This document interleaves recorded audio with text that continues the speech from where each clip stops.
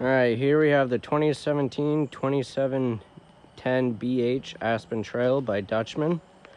Up front is your jack for the crank handle to raise the tongue up and down. You have your 7-way for your lights and your chains right here. Then you have your breakaway right here. That's an emergency brake. There's just a little pin that pulls out if for some reason the trailer were to come off. Then you have propane tanks up here. You have a cover. It just lifts off.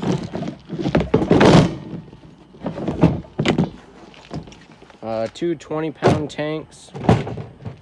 Just like a gas grill, turn the valve on. Then you have your regulator right here. You have a little switch right here. You can flip it. There's an arrow on it. Tell you what tank it's drawing from. And then right here, there's a little gauge. It's clear right now. That means there's gas going through. If it goes red, it means whatever tank it's pointing to is empty. If you have them both on, whatever tank it's drawing from, if that one goes empty, then it'll switch over to the other one. Then you have a 12-volt battery. Moving to the side, you have storage compartment.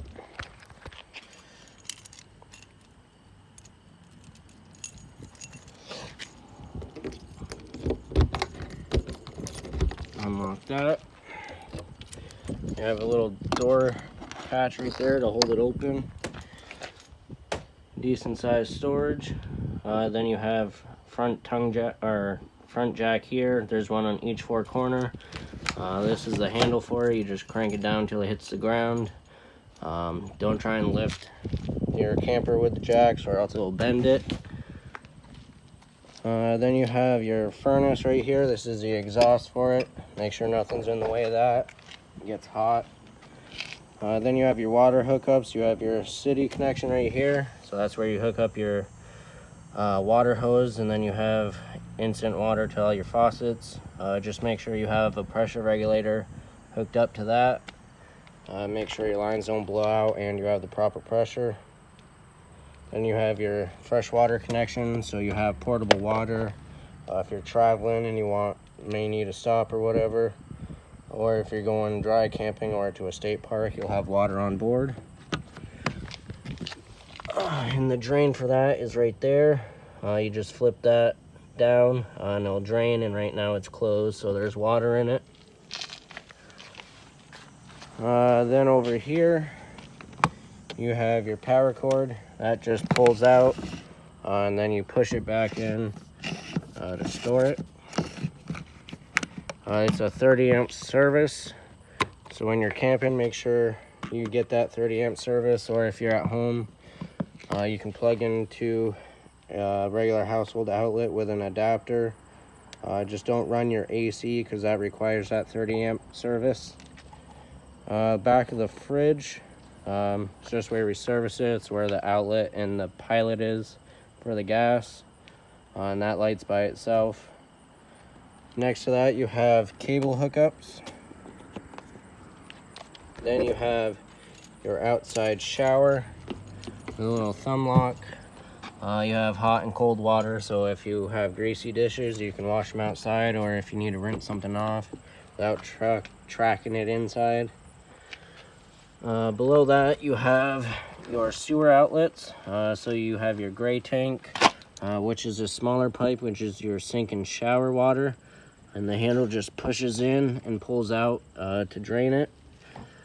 Then you have your black tank right there, which is your toilet water. And then this cap right here, it just twists on to close it, and then twists off to open it, and then hook your sewer hose to that. Then your spare tire on the back, and your water heater is back here as well. That little latch just twists and pulls, then the lid's open. So you have your pressure release valve right here, so when you're going to drain your tank, you release the pressure, and then your plug's down here. Once you release the pressure, then you can pull your plug out and drain your tank. On the back of it, inside, there's some valves to bypass it. So when you're putting your antifreeze through it, you're going to want to turn those to bypass your tank so you don't get antifreeze inside. Because if you get antifreeze inside, then it'll just contaminate the tank. It won't be good. Moving the other side, rear jack there. You got an outlet over here so you can plug things in outside. And then the other side of the storage compartment's right here. Same thing, it's got a little latch right there to hold open the door. And you do have a light right here with a switch on the bottom so you can see inside. Then we'll move inside. So your steps right here, these just kind of lift up and push in. Then to take them out, you just kind of pull them out like that. Your grab handle right here, when you're traveling, just lift up on it, then turn it, and that's locked in.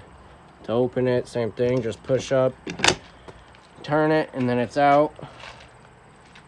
Open the door. You got a jackknife sofa here, so that'll pull out into a bed. You have your thermostat behind that. So you have the first mode is for the fan in the air conditioner. You have auto, high, and low.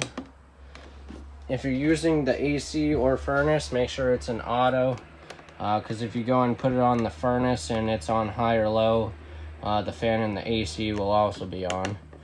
Then you have your air conditioner, and that goes down to 55. And then your furnace goes up to 90, and then that's off.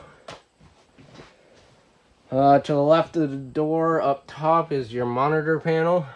So these buttons right here, you can push them in. It'll just tell you how full your tanks are and how charged your battery is. So you have your battery, your freshwater tank, your black tank, and gray 1. It says gray 2, but there is no a second gray tank on this. Just one gray tank. Then your switch for your awning right here. So you have extend, and then your awning will go out. With the awnings, the electric awnings, they don't stop by themselves. So just watch it while it's going out. There'll be a valance that'll fold down and you'll be able to see the bare tube. Once you can see that, let off the switch, and that's all the way out. If you keep holding the switch, it'll roll up backwards and it might cause some damage. It could bend your arms or whatever. So just watch it while you're going out. Also with the awning, if it's really windy or if it's a heavy downpour, make sure you roll your awning in or else it'll bend it and stretch your fabric and might come off. And that's a costly repair. Then you have a few switches here. So your water heater switches are right here. So you have gas, just flip that on. It'll take a couple seconds to light. And then you have the electric switch right here. And now with the water heater, just make sure there's water in the tank before you turn on any of those switches, especially the electric switch, because if it's empty and you turn the electric on, it'll short out your heating element, and that's also pretty costly to replace. So just make sure there's water in the tank first. Then you have your water pump switch. So if you're using your freshwater tank, you flip that on while you're camping. If you're using the tank, and every time you open a faucet, it'll kick back on, give you water, and then if you turn the faucet off, it'll build up pressure and then turn off once it reaches the desired pressure. Then light switch for exterior, so you have some lights under the awning, and then interior lights. So just a light right there will turn on, and then the rest are manual push-ins. So there's just a center button in it. You just push it on, and then the light comes on. Same over there. You got some storage up top. Your radio over here. It's also your DVD player. So to use the DVD player, all you have to do is just put the DVD in. It'll automatically go to the DVD setting. And then just on your TV, make sure you put it to the right source for the DVD. Then your dinette right here. The table will pull up off of those poles. Then you just take the poles out of the sockets on the floor. And then you can rest the table right on these supports on each end. Put the cushions over it, and then you have another bed. Your kitchen right here. So you have a nice 2-bay sink. One big and one small. So it's pretty handy. Some storage and drawers underneath, and some storage up top. Again, with another light over it. Your stove top. To light it, you just turn it to light. And you have a sparkler over here, and then it just lights. And that, you can just turn it all the way around. There's no turning it off or anything. You just keep turning it until it lights up. Then you have your flame control here for high and low. So that's your center, left rear, and right rear. Then your oven controls right here. To light that, there's a pilot under here, just right there.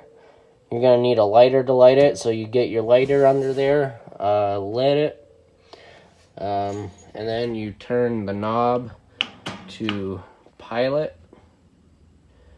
Then you push and hold it while you're lighting it. Once you see that it's lit, keep holding it in for 10 seconds just to make sure the line is primed and the propane's flowing nicely. Then once you let off of the knob and it's still lit, then you can change to what temperature you want. If it doesn't light, just try it again. You have a stovetop fan and a light. Household microwave. Then your fridge is pretty simple.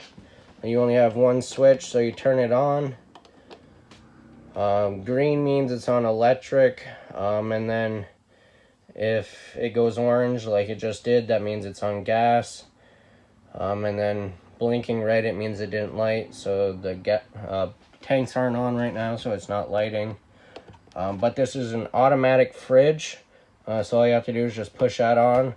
If you're plugged in to electric, it'll automatically go to electric. If you lose power overnight, it'll automatically switch over to gas. And then if you're just not plugged in, it'll automatically go to gas. And then you just press and hold it. Come on. And then it goes out. To open the fridge, you have a couple handles here. You just pull out on it, and then it opens the fridge. And same for the freezer.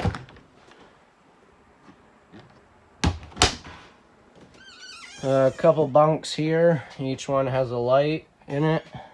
And there's a light over there for the bottom. When I get to the back of the water heater, you just lift up the bed, and then this little compartment right here. And then it'll be on this side actually. You lift it up, and then that's the back of your water heater. And the valve, sorry, right back there. Next to the bunks, the bathroom. So it's pretty simple. You got your sink with hot and cold. You got your medicine cabinet right here with a mirror. Outlet right there. Your toilet, you got a foot lever right here. So you press it a little bit, it'll add water, and then press it all the way and it'll flush it. Your shower, hot and cold, with a nice plug there, so if you got kids and they want to take a bath, and then your shower controller right there. Nice little skylight to let in some natural light in the shower. And then you got a vent with a fan in it, and that little button right there is for the fan to turn it on. You got a switch right there for the light. And then this is the AC ductwork, and this you can just unscrew it a little bit and it'll let more air out, like that. And then screw it in and it'll close it up.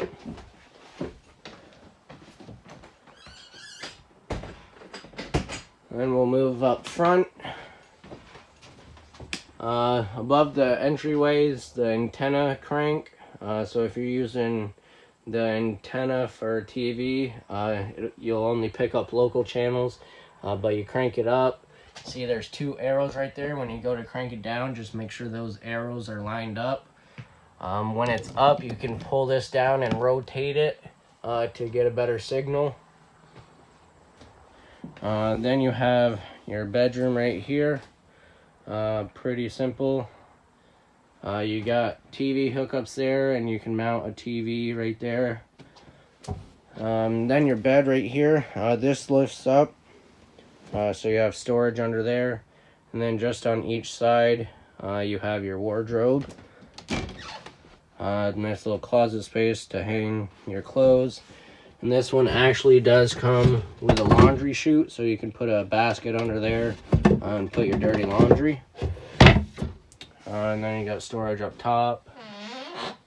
And you got some lights over the bed. Light right there, and the other AC ductwork. And that is everything with the 2710BH Aspen Trail. I hope you enjoy it.